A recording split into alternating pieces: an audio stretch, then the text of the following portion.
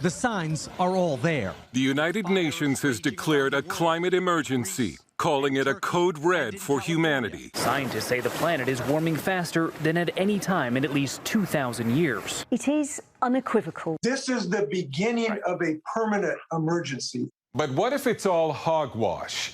What if what we've really had this year is nothing more than what folks used to call a hot summer, and not even close to the hottest summer this nation has ever experienced?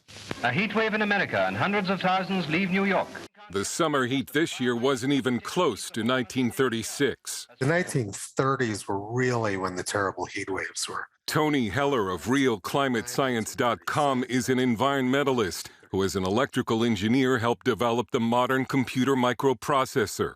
His website has become a collection of weather history which shows it was a lot hotter 90 and 100 years ago than it is today. The claims that summers are getting hotter are simply not true.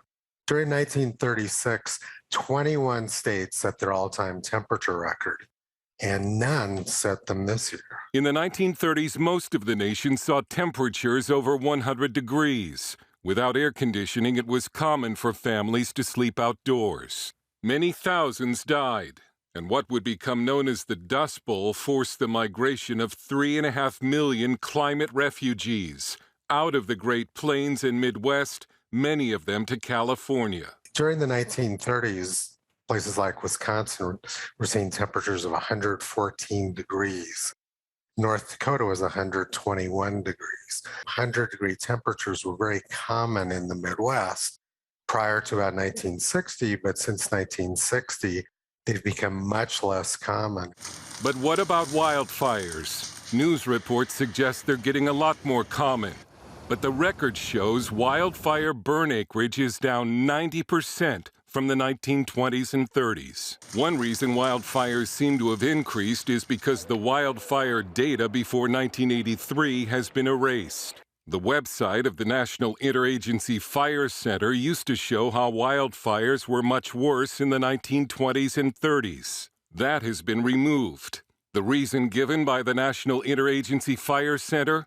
Prior to 1983, the federal wildland fire agencies did not track official wildfire data using current reporting processes. So now when the media visit the website, it shows wildfires steadily getting worse. Heller also shows how NASA has changed its historic weather data. This NASA temperature graph from 1999 showed the warmest temperatures in the 1900s were in the 1920s and 30s. Sometime later, NASA changed the graph, and it now shows U.S. temperatures getting warmer. Joe Bastardi is chief forecaster at weatherbelt.com and the author of The Weaponization of Weather in the Phony Climate War. He says catastrophic weather events such as Hurricane Ida are used to show a climate emergency, when hurricanes just as strong hit this continent hundreds of years ago. It is astounding what you see going on today as far as the weaponization of each and every weather event. Climate does change. The weather is always changing. The very nature of our creation demands change and reaction. What I do mind is people with a one-sided perspective that won't give people the total picture. But this isn't just a debate about weather. It's costing you money. The Green New Deal, proposed by Representative Alexandria Ocasio-Cortez, could cost as much as $93 trillion. And most of us are already paying more in taxes because of the belief in a climate emergency that the weather record suggests doesn't exist. Dale Hurd, CBN News.